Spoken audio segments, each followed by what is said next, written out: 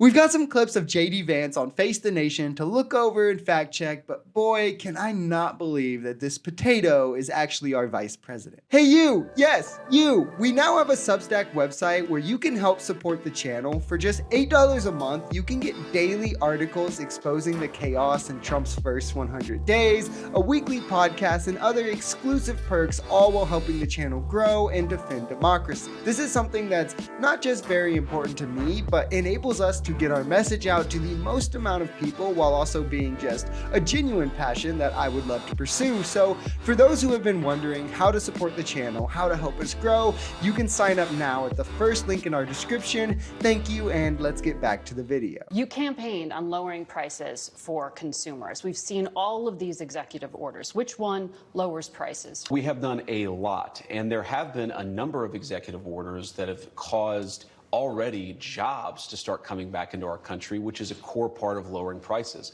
More capital investment, more job creation in our economy is one of the things that's going to drive down prices for all consumers, but also raise wages so that people can afford to buy the things that they need. If you look at our slate of executive orders, no, Margaret, prices are going to come down, but it's going to take a little bit of time. I love how quickly the blame Biden for everything crowd learned to understand the nuance of how some things can be outside the president's control or immediate fix. But of course, they'll forget that in the second that a Democrat wins. Now, if you're interested, we've been covering one Trump executive order each day on our Substack. It's the first link in our description. And while no, I'm sure Trump couldn't snap his fingers and bring down grocery prices on the drop of a dime, it's clear from his executive orders he isn't concerned with trying, and his campaign promise was lowering them on day one. It's all optic plays instead of what he's focusing on executive orders, or dog whistles to the radicals in his base, focusing on trans inmates, overturning civil rights legislation that prevented discrimination preferring these to executive action on prices, declaring border emergencies despite the numbers being lower than the last 6 months he was in office, or an energy emergency despite us being more energy independent than ever before in history, pulling us out of the World Health Organization, the Paris Climate Accord. These things are all taking preference to his campaign promises of ending the Russia-Ukraine conflict before he gets into office, tackling the housing prices, bringing down grocery prices, or any of the other things that he promised would be his day one priorities. The U.S. Conference of Catholic Bishops this week condemned some of the executive orders signed by President Trump, specifically those allowing immigration and customs enforcement to enter churches and to enter schools. Do you personally support the idea of conducting a raid or enforcement action in a church service, at a school? Well, let me address this. Of course, if you have a person who is convicted of a violent crime, whether they're an illegal immigrant or a non-illegal immigrant, you have to go and get that person to protect the public safety. That's not unique to immigration. But let me just address this particular issue, Margaret, because as a practicing Catholic, I was actually heartbroken by that statement.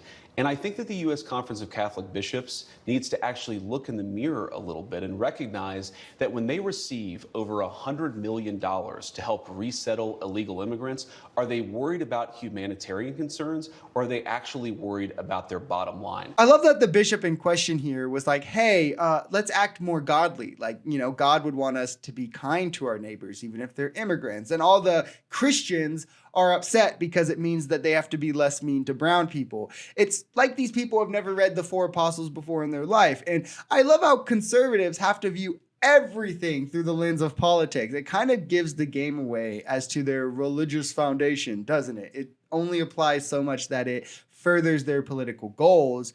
I can guarantee you a bishop speaking out against marginalized groups isn't someone worried about their bottom line, especially doing it in the face of Donald Trump. But does anyone find it alarming how someone whose whole brand, like JD Vance, is supposed to be religion and being a Christian and all of this, how quickly he is to turn around and cast doubt and speak negatively on the church?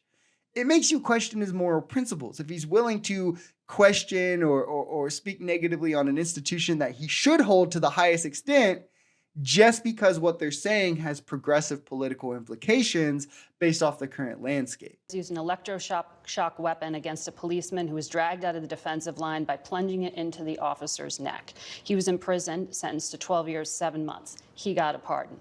Ronald Maccabee hit a cop while wearing reinforced brass knuckle gloves and he held one down on the ground as other rioters assailed the officer for over 20 seconds, causing a concussion.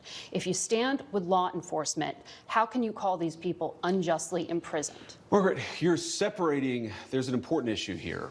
There's what the people actually did on January the 6th, and we're not saying that everybody did everything perfectly.